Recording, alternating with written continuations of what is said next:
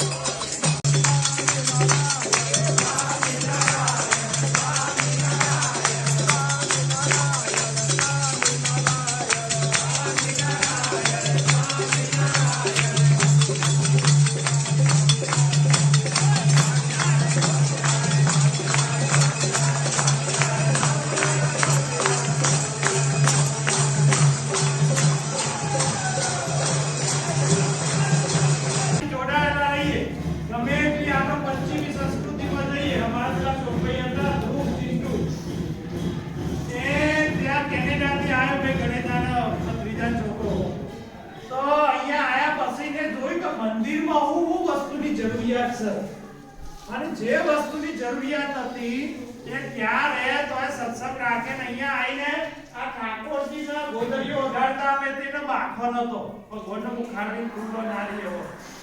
એ નીમજી તારા ઠાકોરજી નાથી ઊંધો શ્વાસ લેવામાં લાલુ કાકા તકલીફ પડે એ પછી સરસ મજાની રાજુ આકાએ કીધી એવી ગોદરીઓ બધોની ગણપતિ દાદા હનુમાનજી દાદા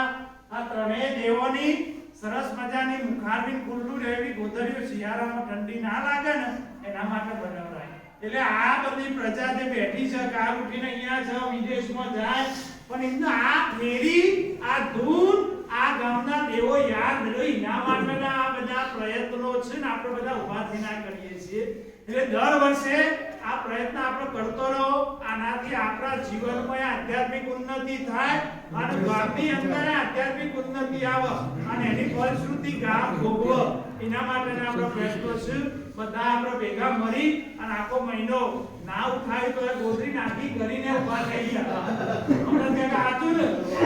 ના ઉઠાય તો એ ગોદરી નાખી મૂકી ઉજાગરો હોય રાતનો કારણ કે બધા ટોપાર વાળા છે બધા યુવાનો છે તે છતાં એ પોતાનું કામ મૂકી અને હવારે પ્રભાત ફેરીમાં ઠાકોરજીને રાજી કરવા માટે ગામની ઉન્નતિ માટે પધાર્યા એ બદલ સ્વામિનારાયણ મંદિર અમારા કોઠારી વિપુલભાઈ તરફથી અમે આખા આ પ્રભાત ફેરીના ગ્રુપના ખૂબ આભારી છીએ અને આવતી સાલ 15 ડિસેમ્બર 16 ડિસેમ્બર આવે એટલે ફરીથી આપણે પ્રભાત ફેરીમાં જોઈન થઈ જઈશું બોલો સ્વામિનારાયણ આજે એકાદશી છે એટલે એકાદશી નિમિત્તે તમારું મેનુ ડોક્ટર સુનિલભાઈએ નક્કી કરેલું છે એટલે હવે સુનિલભાઈ થોડા રસોડા ડિપાર્ટમેન્ટમાં હેવી માણસ છે એમને ખબર વધારે પડે છે ખાવાની ઓછી ખબર પડે છે હા એટલે સ્વાદની ખબર તો હરી તો આટલું હું ખાવાની તકલીફ દેતા એ ખબર પડે